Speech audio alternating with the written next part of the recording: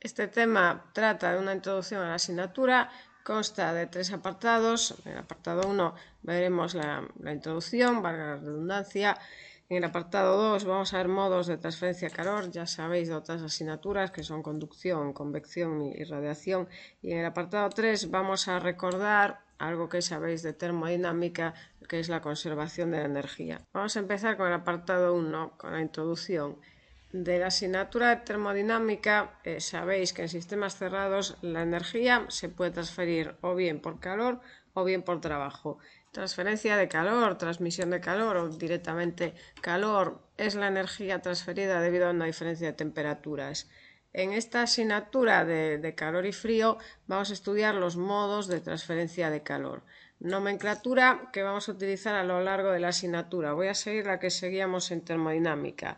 Y en termodinámica, si os acordáis, le llamábamos Q mayúscula al calor expresado en julio, kilojulio o equivalente, y Q con un punto superior a la derivada temporal, es decir, al calor en unidades de vatio, kilovatio o equivalente. También se le llama tasa de transferencia de calor, lo que os indica aquí, o potencia calorífica. La tasa de transferencia de calor por unidad de longitud la vamos a expresar de esta manera, es decir, sería con unidades de vatio partido de metro, kilovatio partido de metro o equivalente. A la tasa de transferencia de calor por unidad de área la vamos a representar de esta manera, es decir, sería unidades de vatio partido metro cuadrado, kilovatio partido metro cuadrado o equivalente, y a la tasa de transferencia de calor por unidad de volumen la vamos a representar de esta manera, es decir, sería unidades de vatio partido metro cúbico, kilovatio partido metro cúbico equivalente. La relación entre el calor y la tasa de transferencia de calor también la sabéis de otras asignaturas, viene dada por estas expresiones, una es la derivada o la integral de la otra. Ahora vamos a pasar al apartado 2, modos de transferencia de calor, que como ya os adelanté al principio y como ya sabéis de otras asignaturas, son 3: conducción, convección y radiación. Vamos a empezar con la transferencia de calor por conducción. La transferencia de calor por conducción es la energía transferida de moléculas más energéticas a menos energéticas. También se le llama difusión de energía. Se rige por la ley de Fourier, es la que os pongo aquí. En esta ley veis que tenemos una constante de proporcionalidad, que aquí llamamos K, es una propiedad del material que se llama conductividad térmica, todos la conocéis. El signo menos, este signo menos, se debe a que el calor se transfiere en la dirección de temperatura decreciente, es decir, el calor se transfiere desde donde la temperatura es mayor hacia donde la temperatura es menor. En esta diapositiva os pongo conductividades térmicas típicas de diversas sustancias. Como el espacio intermolecular es mucho mayor y el movimiento de las moléculas es más aleatorio para el estado líquido y gaseoso que para el sólido, el transporte de energía es menos efectivo. La conductividad térmica de los gases y líquidos es, por tanto, menor que la de los sólidos en general, lo cual podéis observar en esta representación. A rigor, el flujo de calor es un vector. Si nos fijamos en la ley de Fourier, vemos que aquí tenemos el gradiente de un escalar, gradiente de la temperatura. El gradiente de un escalar es un vector, por tanto, el flujo de calor es un vector. Os pongo a continuación cómo calcular el gradiente de un campo escalar según tengamos coordenadas cartesianas, sería esta expresión, cilíndricas o esféricas. Estas expresiones las tenéis en el formulario, no las tenéis que saber de memoria. Y ahora vamos a hacer un ejemplo de transferencia de calor por conducción. Nos dicen que tenemos la pared de un horno industrial construida con ladrillo de arcilla refractaria de 0,15 metros de espesor. Nos dan la conductividad térmica de la arcilla, 1,7 vatios partido de metro Kelvin. Nos dicen que medimos las temperaturas, por ejemplo, con un termómetro de infrarrojos, que están ahora muy de moda por tema de coronavirus. Entonces nos dicen que medimos las temperaturas en la superficie interna y externa, resultando 1400 y 1500 Kelvin. Nos dicen que la temperatura varía linealmente a lo largo del espesor. En temas posteriores veremos por qué, si se cumplen estas condiciones, la temperatura varía linealmente con el espesor, pero de momento nos lo dan como dato y nos piden calcular la pérdida de calor por unidad de área. Esta podría ser nuestra pared. La temperatura de esta cara, que voy a marcar en verde, sería esta cara.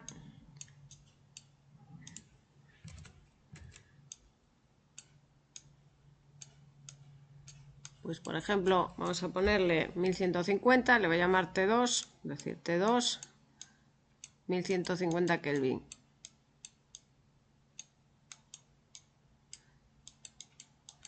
Esto es el espesor, 0,15 metros, según el enunciado.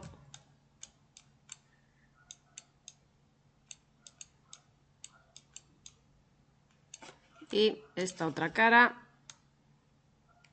está a 1400 Kelvin. Le voy a llamar T1 igual a 1400 Kelvin.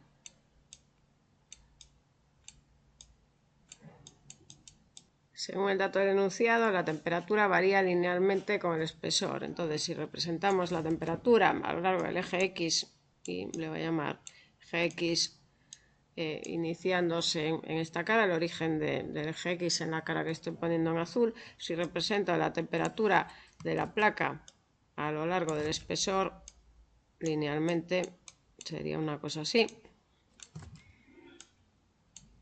Esto sería X, esto sería 0,15,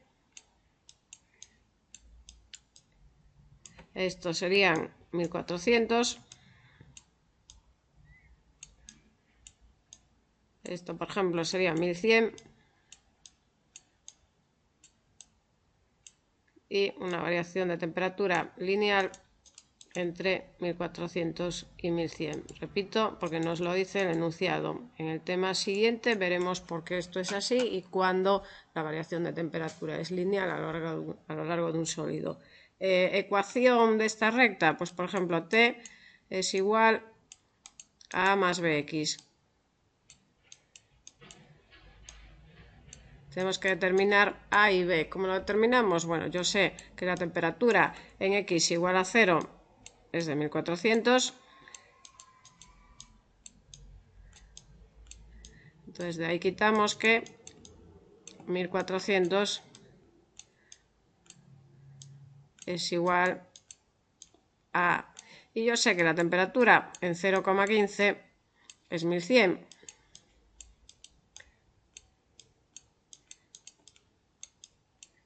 Entonces de ahí quitamos que 1100 es igual a, que son 1400 más Bx, es decir, más B por 0,15. Estoy siguiendo esta ecuación. De ahí obtenemos B y B resulta menos 1666,6 periodo.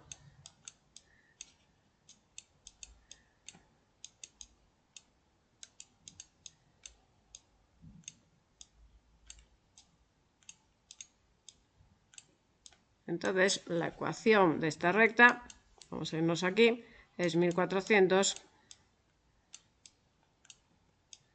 menos 1666,6 periodo por X. Para calcular la pérdida de calor aplicamos la ley de Fourier. Yo sé que el calor es igual a menos K por A por gradiente de T.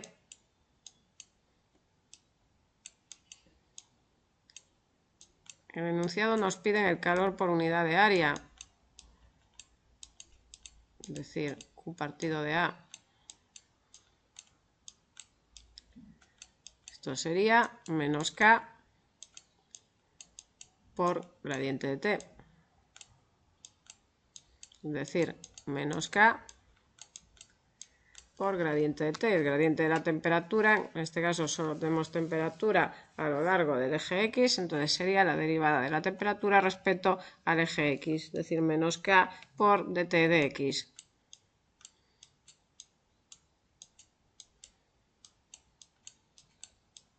Y esto resulta valor positivo más 2833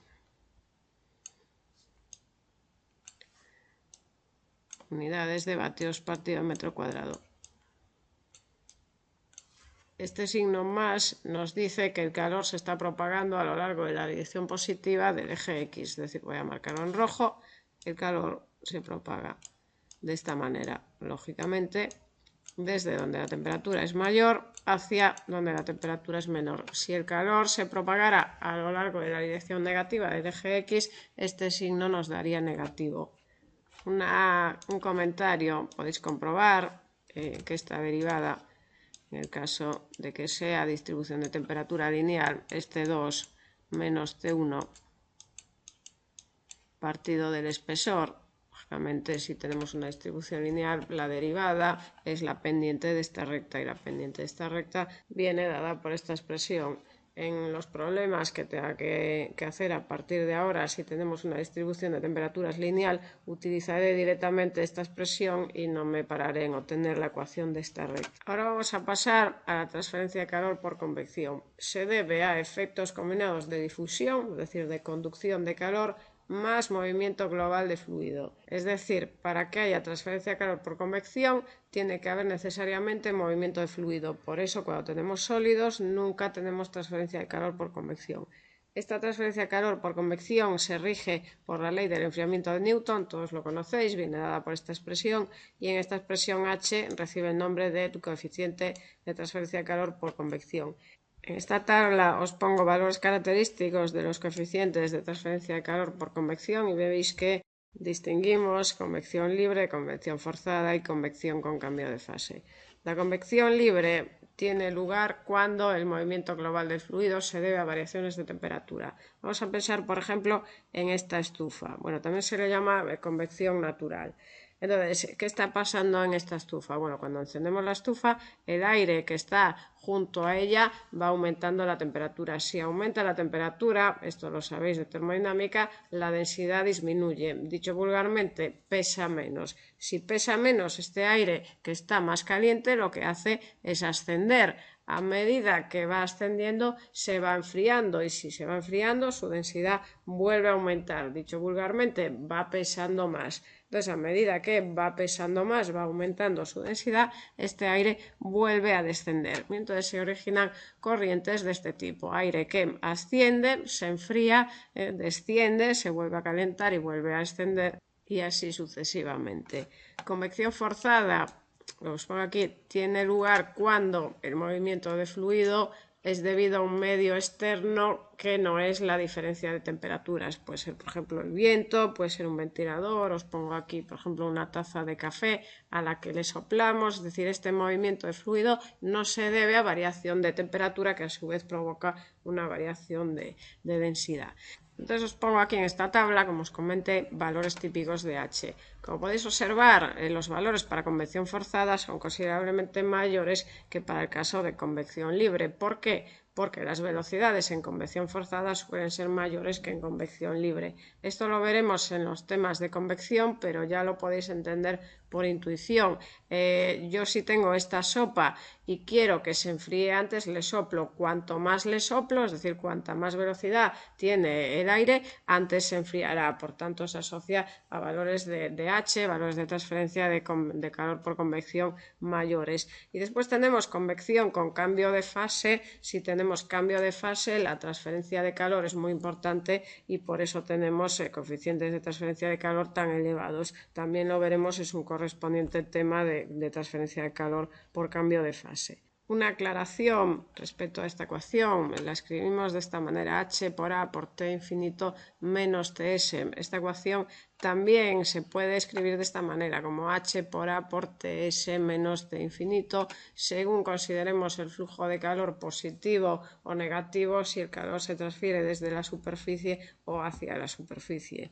Lo que os pongo en esta diapositiva lo veremos con más profundidad en los temas de convección.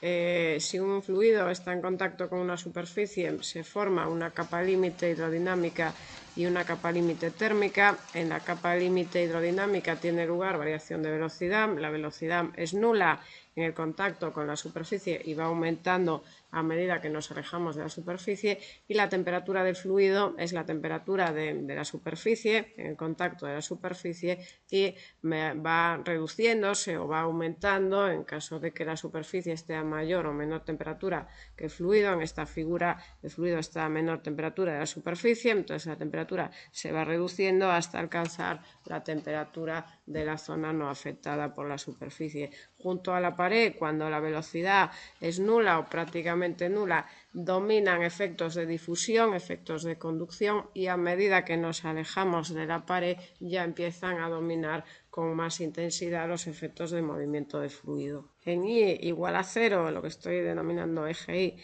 En la figura se cumple esta expresión, es decir, si lo vemos desde el punto de vista del sólido, se cumple la ley de Fourier, es decir, la transferencia de calor por unidad de área viene dada por menos K gradiente de T para este sólido. Si lo vemos desde el lado de fluido, justo en la superficie la velocidad es igual a 0 debido al no deslizamiento, repito, lo veremos mejor en los temas de convección. Entonces también se cumple que es la conductividad térmica del fluido por el gradiente de temperatura para el fluido. A su vez también se cumple lógicamente la ley del enfriamiento de Newton, es decir, H por temperatura de superficie menos temperatura de la zona no perturbada, es decir, T infinito. Cuando hagamos problemas, normalmente este dato, este gradiente de temperatura para el fluido no lo conoceremos, entonces para el fluido aplicaremos esta expresión. Este dato, gradiente de temperaturas para el sólido, sí que normalmente lo podremos calcular en las expresiones, entonces esta expresión sí que la aplicaremos para el sólido. Ahora vamos a hacer un ejemplo de transferencia de calor por convección. Nos dicen que tenemos una resistencia eléctrica, por ejemplo puede ser la resistencia de esta estufa, nos dicen que tiene forma cilíndrica, nos dan la longitud 1,4 metros, nos dan el diámetro 2 centímetros, nos dice que está operando en estado estacionario, nos dice que la habitación en la que se encuentra está a 20 grados, es decir, T infinito es 20 grados, y nos dicen que la temperatura de la superficie de la resistencia es de 190 grados. Nos dan datos de tensión e intensidad, 230 voltios, 2 amperios, nos dicen que despreciemos la transferencia de calor por radiación, aunque en este caso no sería despreciable, pero bueno, para simplificar los cálculos vamos a despreciar la transferencia de calor por radiación. Nos piden calcular el coeficiente de transferencia de calor por convección entre la resistencia y el aire ambiente. Entonces, nuestra resistencia eléctrica podría ser este cilindro. El calor que se genera por efecto Joule se disipa al ambiente por convección y por radiación. Vamos a ponerlo aquí, Q convección, por ejemplo CONV, y Q radiación. Voy a llamar QRAD. Entonces el problema nos dice que no consideremos este calor, entonces si el calor que se disipa solamente lo vamos a considerar por convección, podemos escribir que el calor por efecto Joule, vamos a ponerle por ejemplo Q eléctrico, Qelet, es igual al calor disipado por convección. Este calor es V por I y el calor disipado por convección es H por A por Ts menos T infinito.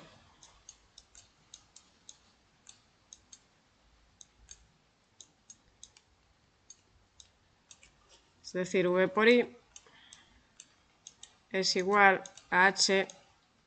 A es el área de contacto entre la resistencia y el aire ambiente, es decir, pi de L, y por Ts menos T infinito. Despejando, obtenemos el valor de H y nos da 30,76 vatios partido metro cuadrado Kelvin. Si comparamos este valor con lo que se indica en la tabla, en este caso tenemos convección libre para gases, para aire, nos dicen que valores típicos entre 2 y 25, en este caso nos dio 30,76, nos dio un valor un poco alto porque no llevamos en consideración la transferencia de calor por radiación. Si lleváramos en consideración esta transferencia de calor por radiación, la transferencia de calor por convección sería menor y en consecuencia H sería también menor y entonces encajaría mejor en este rango. Ahora vamos a pasar a la transferencia de calor por radiación. Radiación térmica es la energía emitida por la materia que se encuentra a una determinada temperatura, es decir, un cuerpo, pensar por ejemplo en esta plancha o el que queráis, por el hecho de encontrarse a una determinada temperatura que no sea el cero absoluto, es decir, el 0 Kelvin, disipa calor por radiación. Al contrario de lo que ocurre con conducción y convección, que necesitan un medio para propagarse, la radiación de calor no necesita medio para propagarse, es decir, podría propagarse hasta en el vacío. Hay un límite superior para la potencia emisiva y este viene dado por la ley de Stefan Boltzmann, que es esta que os indico. En esta ley Ts es la temperatura absoluta. Temperatura absoluta quiere decir temperatura en Kelvin de la superficie Este es un fallo muy común en los exámenes. Ponéis T4, T elevado a 4, pero ponéis la temperatura en grados centígrados en lugar de poner la temperatura en Kelvin. Acordaros que si aplicáis esta expresión tenéis que poner la temperatura en Kelvin. Sigma es la constante de Stefan Boltzmann y viene dada por este valor. No tenéis que saberlo de memoria, lo tenéis en el formulario. A la superficie que emite este límite superior para la potencia emisiva se le llama radiador ideal o cuerpo negro. El flujo de calor que emite una superficie real es menor que el que emite una superficie ideal, es decir, es menor que el que emite un cuerpo negro a la misma temperatura. Y viene dado por esta expresión. En esta expresión veis que lo único que cambia es este parámetro epsilon. Epsilon es una propiedad de la superficie que se llama emisividad y lógicamente tiene valores comprendidos entre 0 y 1. La radiación también puede incidir sobre una superficie desde sus alrededores. La energía de incidente a una superficie la vamos a representar con la letra G, puede ser transmitida, reflejada o absorbida. A las fracciones de la energía incidente que son absorbidas, reflejadas o transmitidas se les llama absortividad, reflectividad y transmitabilidad y las vamos a representar mediante las letras alfa, rho y tau. Lógicamente se verifica que alfa más rho más tau es igual a 1. Por ejemplo, la radiación absorbida viene dada por esta expresión. Alfa es la absortividad, comprendida lógicamente entre 0 y 1, sigma la constante de Stefan Boltzmann, A el área y T ALR la temperatura de los alrededores. Un caso muy frecuente, que es lo que nos va a aparecer en la mayoría de veces en los problemas, es cuando tenemos intercambio de radiación entre una superficie pequeña, una temperatura Ts, y una superficie mucho más grande, una temperatura T alrededores.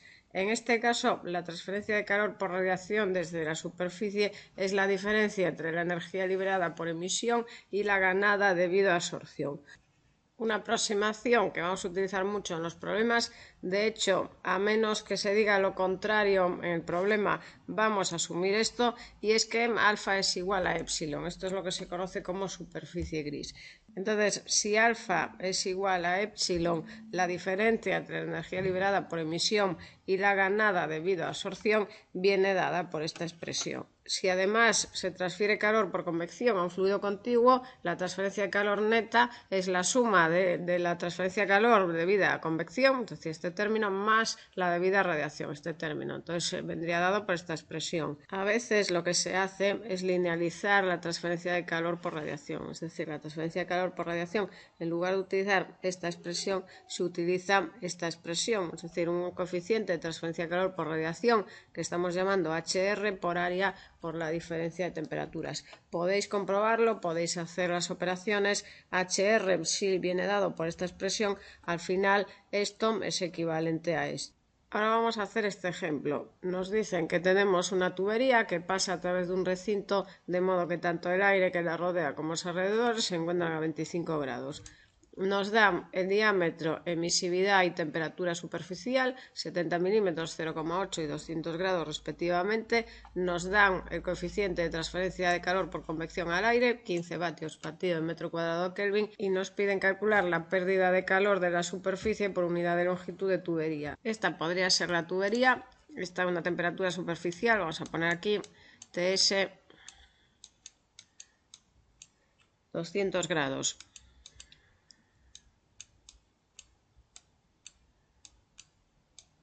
Tanto el ambiente como alrededores se encuentran a 25 grados, entonces esta tubería va a disipar calor por convección. Vamos a representarlo, por ejemplo, así. Vamos a llamar calor por unidad de área. Entonces lo pongo así. Convección, CONV. Respecto a radiación, esta tubería recibe calor por absorción de los alrededores, que está a 25 grados, y emite calor por radiación por estar a 200 grados. La transferencia de calor por radiación neta la vamos a representar de esta manera y le vamos a llamar QRAD.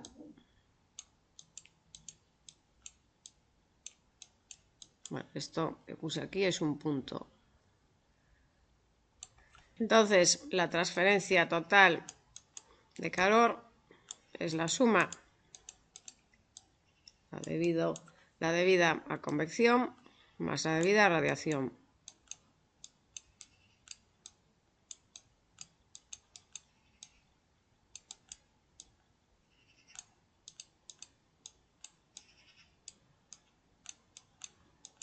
es decir, H por Ts menos T infinito,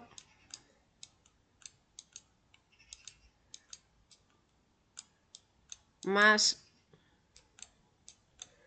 la absorción menos la emisión, asumiendo, vamos a asumir un cuerpo gris. Si el enunciado no dice lo contrario, asumimos que tenemos una superficie gris, entonces alfa es igual a epsilon, entonces sería epsilon sigma por Ts a la 4 menos T alrededores a la 4. Estas temperaturas en Kelvin. Sustituyendo valores, esto resulta 4.538 vatios partido de metro cuadrado.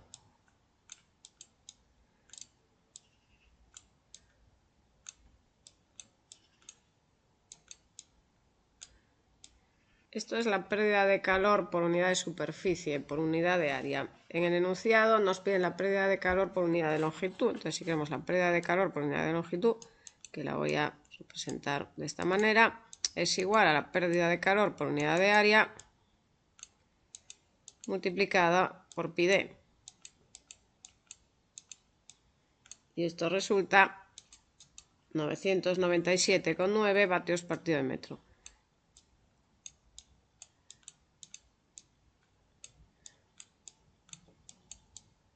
Ahora, para acabar el tema, vamos a recordar algo que vimos en termodinámica, que es la conservación de energía. Vimos los modos de transferencia de calor, conducción, convección y radiación, que nos permiten calcular el calor directamente a partir de sus expresiones. Habrá veces que no tengamos datos en los problemas para calcular el calor de esta manera y lo vamos a tener que despejar a partir de la ecuación de conservación de energía. Entonces os recuerdo lo que veíamos en termodinámica, veíamos conservación de energía para un sistema cerrado, viene dado por esta expresión, y conservación de energía para un sistema abierto, que viene dada por esta expresión. Para repasar esto vamos a hacer este ejemplo. Nos dicen que tenemos un conducto, por el interior del conducto fluye aire 0,3 kilogramos segundo, este aire entra a 25 grados y sale a 32 grados. Nos dan el calor específico del aire, 1 kilojoule por kilogramo Kelvin, y nos pide calcular la tasa de transferencia de calor que recibe el aire desde la entrada hasta la salida del conducto en estado estacionario. Básicamente lo que tenemos es esto, tenemos nuestro conducto, una entrada que le voy a llamar E, una salida que le voy a llamar S, entonces temperatura de entrada 25 grados, temperatura de salida 32 grados. Si queremos calcular la tasa de transferencia de calor con las expresiones que acabamos de ver para convección, radiación, etc., no tenemos datos, entonces no nos queda más remedio que obtener la tasa de transferencia de calor a partir de la ecuación de conservación de la energía. Estamos ante un sistema abierto, entonces tenemos que aplicar la ecuación de conservación de la energía para sistemas abiertos. Sería esta expresión, en esta expresión este término es nulo porque estamos en estado estacionario, este término es nulo también, simplemente un flujo que atraviesa un conducto, no tenemos ningún trabajo, ninguna potencia, y aunque el enunciado no lo diga, vamos a despreciar efectos de energía cinética y energía potencial. Entonces nos queda que 0 es igual a la tasa de transferencia de calor más el flujo másico por la entalpía de entrada menos la entalpía de salida. Flujo másico a la entrada, M es igual al flujo másico de salida, MS le voy a llamar directamente M punto, que es dato del problema. M punto nos dicen que son 0,3 kilogramos segundo. Para el aire, esta diferencia de entalpía HE menos HS es CP por TE menos TS, entonces nos queda que 0 es igual a la tasa de transferencia de calor más el flujo por CP por TE menos TS.